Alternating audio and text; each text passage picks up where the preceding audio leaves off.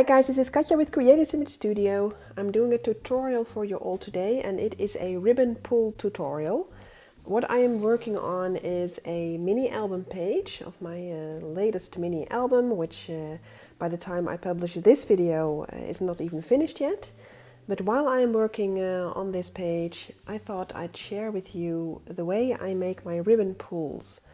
So this, what I mean by that is when you have a magnetized closure, you know, it closes like this, and then here will be a ribbon pull.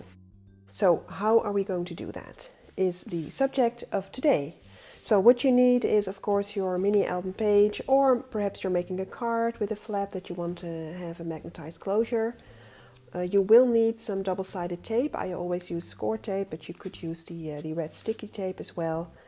You will need a piece of ribbon, of course, about 5 centimeters or 2 inches long and slightly wider than your tape.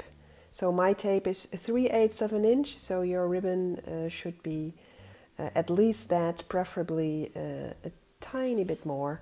And this is about 1 centimeter. And then last but not least, you need a bone folder, although I guess you could use your fingers as well. Now the first thing you're going to do is decide where your ribbon pull should be. Well, I have already decided that this will be a magnetized flap, so my ribbon pull will be here. Now if this is the outside of my flap, then the ribbon pull will be attached to the inside of the flap, so not like this but like that. So as I'm right-handed, I am going to turn my page because that is easier for me. Now I have already marked the center of my flap here, the vertical center. So you just take your ruler, you decide what the center is, and you mark it with your pencil. And the distance here is about 1.5 centimeters, which would be about, let me check that quickly for you, which would be about 5/8 of an inch. The first thing you're going to do is attach a small piece of double-sided tape here. So center it and use your mark as your guide.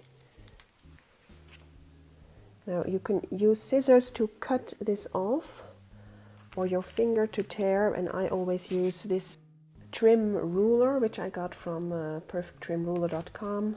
I'm not sponsored, guys, but it's just a tip. It's a perfect little tool. Anyway, so here is a clean tear, and now I will burnish that to get a good stick. Remove its tape backing. Now if you have your ribbon ready, some ribbons will have different sides, so some will be shiny here and matte here. Mine is the same on both sides, but if you do have a ribbon with 2 different sides, the shiny side should be the right side, right? So the one you want to see. And in that case you will take the shiny side and adhere it to the tape. So the matted side will be facing up. So just stick it down like so. Okay, so now you will need another piece of double-sided tape. I usually eyeball that and just simply cut a small piece of tape with my scissors and stick it down right on top of the piece of ribbon you just attached, like so. Burnish again. This is important, guys, to get a good stick, especially with materials that are not paper. And now you are going to bend your ribbon and make a loop. So do not fold it, but you know, create a loop. Just bend it over and stick it down on top of the other side of the ribbon, the other end, like that. So there you go. So now you will have something that would look like that. Little loophole there. Now you are almost finished, but you will reinforce this little piece of ribbon here before you mat. Now you will mat, and of course when you mat you always leave a margin. Now depending on the width of the margins that you prefer, your tape should stay clear of that margin. Now I always use very small margins of about 1.5 to 2 millimeters all around, which would be about 1/8 of an inch, perhaps even a bit smaller. So in my case, I need to stay clear of the edge of the paper for at least that amount. So let's say the 1/8. In your case, if your margins are larger, for instance, if your margins are closer to 1/4 inch, then your piece of tape here should stay clear of at least 1/4 inch from the edge here. So let me reinforce this piece here, like so. You see, so I left this margin clear.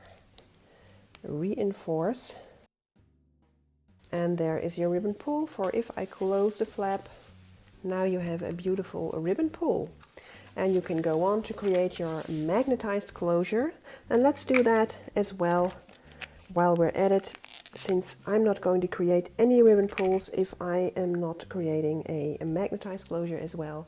So here is my magnet. Now my magnets are by Basic Gray and they come with their own adhesive, and it says a minus here. There of course are also plus magnets. If yours does not have its own adhesive, you can simply use a little drop of glossy accents or jewelry glue or some other kind of metal tape, or you could do a small piece of double-sided tape here and then just put your magnet there. Now mine has its own adhesive, so I am going to put it right here, just next to the ribbon. Like that. Press firmly. And let's reinforce that as well, using some double-sided tape. And I'm just cutting that, eyeballing its length, and just put it right on top of it, like that. Now you may remember that mine was a minus, and here I have the second magnet which is a plus, removing the adhesive backing. And here I see that probably mine was too old and its adhesive it's just falling off, so that's no good. So let's fix that as we go along. So now you have an example of when your magnet does not have its own adhesive. So there you go. Just have it find its place. Now I think I am going to choose a piece of double-sided tape. So I am just going to take a 1/4 inch tape, a bit smaller, and eyeball the width of the magnet and putting it on top of the magnet, like so. Now I'm just hoping it is going to stick, so just burnishing it and trying to remove its tape backing. Okay, just removed it. Okay, so now I'm going to close my flap and press firmly. So press to help your magnet get its stick. Now, good thing I have a ribbon pull, for now I can pull this open, and there you go. So your magnet is now perfectly placed to close. Now we are going to reinforce this one as well. So taking my 3/8 of an inch tape again, there you go, and burnish. Now don't remove the tape backing yet, because you will only do that when you are ready to mat. So there is your magnetized closure with a ribbon pull that you just created. Now I hope you enjoyed this video, I hope you learned from it, and I hope to have given you some tips to easily make such magnetized closures with a ribbon pull. So if so, just click like to support my channel and let me know that you like this. And let me know what you think. Thank you for watching. Bye bye.